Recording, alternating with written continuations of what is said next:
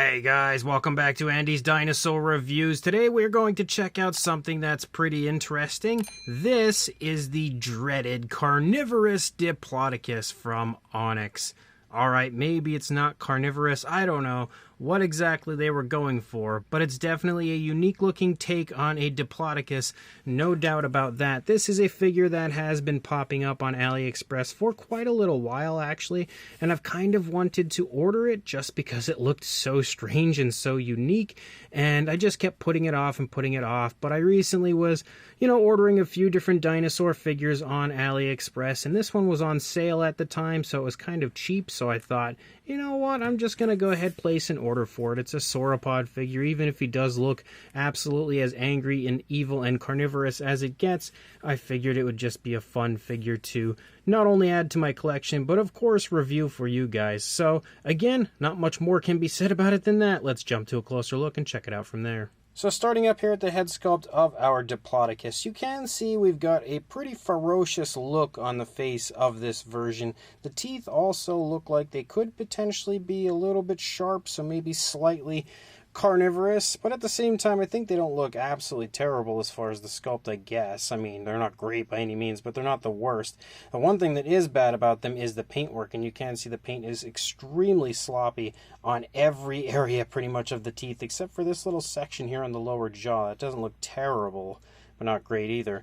But you can see that we've got like a reddish tone for the inside of the mouth. You can see the tongue sculpted out in there, and not really a whole lot in the way of detail up there, but there's a little bit. You can see some of the pinkish color has kind of run out here onto the outside of the mouth, though, unfortunately. You do have a little spot of like a black here near the nostrils. Then you've got like some orangish browns and some lighter tans, so there is a good bit of color on the figure as a whole, which is a plus. And I think as far as the figure goes, the paintwork is actually really nice, and the variation of color they've applied is also really nice, so they do have a plus for that. But the one thing that I don't like as far as the coloration goes is the eyes. We basically have a black and then an orange spot for the eyes, which honestly makes it look like it's possessed. It does not look like a normal dinosaur. I think if they maybe gave it like a black pupil, it could have helped it at the very least, but the fact that there is no pupil and we just have a crazy orange color definitely gives it a very possessed look. As you move back here into the dinosaur's neck, you can see a lot of skin detail, which doesn't look half bad. There's a lot of creasing and stuff going on.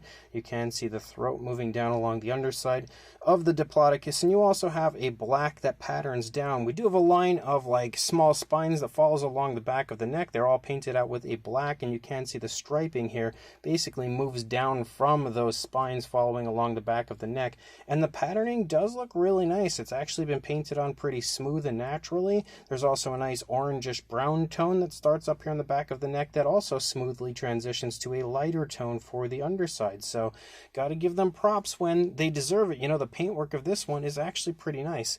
As you move down though, you can see that we start to pick up some osteoderms here and there. You can also see that the ridges taper off as you get down here. Those spines taper off as you lead into the back. Then we start to pick up some almost like armored spikes here moving along the back of the dinosaur, almost giving it a slightly like Ankylosaurus sort of a look. And you can see that basically we have two lines of them, one on each side of the spinal column following along the dinosaur's body there. You can see again more of the variations of orangish browns and different shades of browns as well as tans. Again, they actually did a pretty darn good job as far as the paintwork goes on this one. There is a little chip of paint right there on that one black area, but other than that, I think the paintwork does look really nice and very appealing to the eye. I will say they did a very good job as far as choosing the color for this one, and there is actually a different color variant as well out, but this is definitely the superior of the two if you ask me. But as you move down, you can see once you lead into the body, the skin texture looks okay, but I think it looks a little generic, like it doesn't look nearly as nice as what we saw up there in the neck. A little bit of skin detail here, again showing off the movement of this leg, and you've got more of that patterning moving down, more variation of color leading down.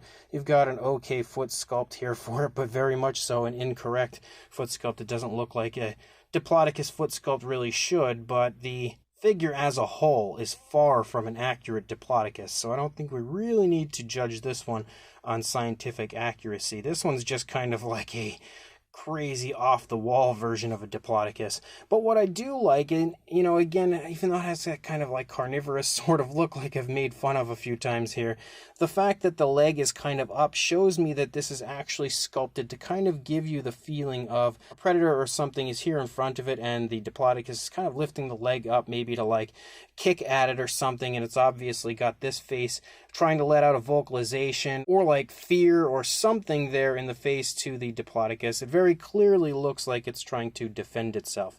But as you move back, you can see again the rear leg looks okay. You can kind of make out some muscle definition, not so much in the thigh, but definitely in the calf. It has almost like a tiger stripe sort of look going on for this one, which is actually kind of cool. You can see we do transition to like a light grayish tan for the lower part of the legs, and then we basically have a black over the toes, because I guess that's their attempt at painting the nails without actually painting the nails.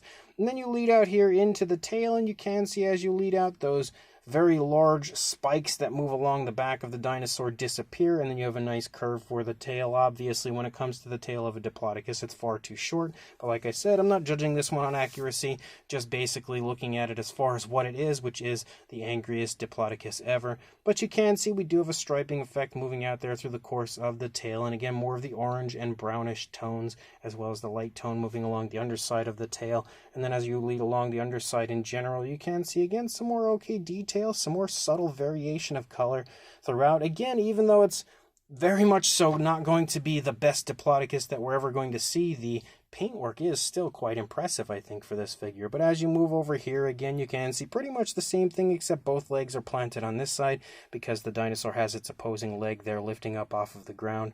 And you can see the way that the tail curls and stuff. I think the stripes look a lot better and a lot more vibrant for some reason on this side.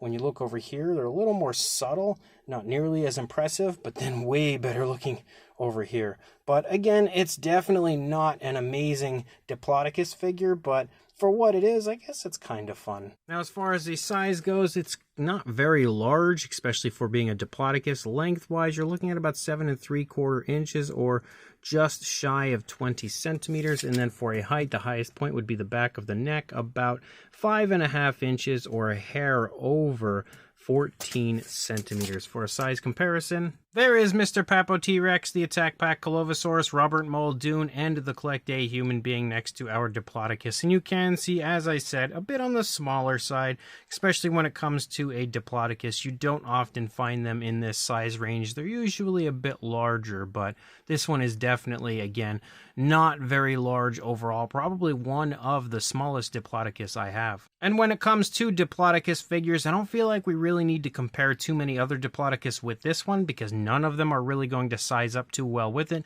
But when it comes to just a few randoms, first of all, we have a Mattel Velociraptor and Dilophosaurus, showing you again that the Diplodocus isn't really a whole lot larger than even the Attack Pack style, or, Wild Pack or Strike Attack, whatever style figure. Again, it's pretty darn small. And yet again, continuing with the randoms, we have the Schleich Diabloceratops and Collect A Deluxe Dimetrodon, again showing you that this Diplodocus isn't very large. And if we bring in just one Diplodocus figure to show you next to this one, here is a gorgeous version from Safari Ltd, which you can see again when it comes to even the Safari version, which is probably one of the smaller Diplodocus that I have. The new version is incredibly small in comparison to even the Safari Ltd version. And you can also see just generally how much more accurate the Safari version is compared to this kind of ridiculous looking version from, I guess, Oenux. But overall, the sizes here don't mesh very well. So this incredibly angry Diplodocus figure is definitely a mixed bag. If you're looking for scientific accuracy, you are not going to find it here. Everything about this figure is inaccurate. The head sculpt, the teeth, the feet, the skin texture honestly doesn't even look like the way I would expect the texturing of the skin of a Diplodocus to look. The fact that it has like the spikes moving along the back, like there's just so much wrong with it. The proportions, the tail length, everything is off as far as this figure goes. So if you're looking for an accurate Diplodocus, you need to look pretty much anywhere else, like Safari Ltd or Eofauna or Rebor, something like that. Definitely run far away from this one. But as far as an overall kind of like over-the-top, exaggerated, ridiculous, carnivorous Diplodocus goes, if you happen to be looking for something like that, then you might want this one.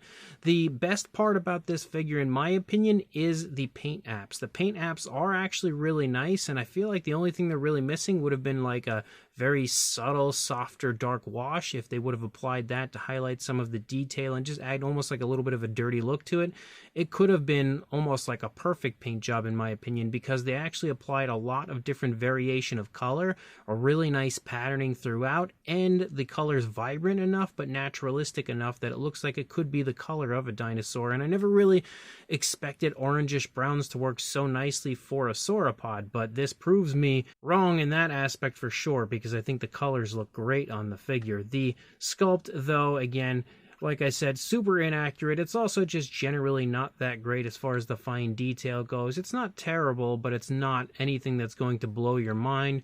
The pose is kind of cool because, again, I do like the idea of a dinosaur like a sauropod here kind of standing there defending itself. Maybe it's a younger Diplodocus, but even still, with the positioning of the leg, I feel like the whatever dinosaur, potentially an Allosaurus or something that's bothering it, is a bit on the smaller side compared to it. So again, the pose is really nice, and even if it does have that horrendously carnivorous and angry look to the face, it does show at least a little emotion and kind of creates a scene for you. I also don't like the paintwork of the eyes because it does look super, super possessed.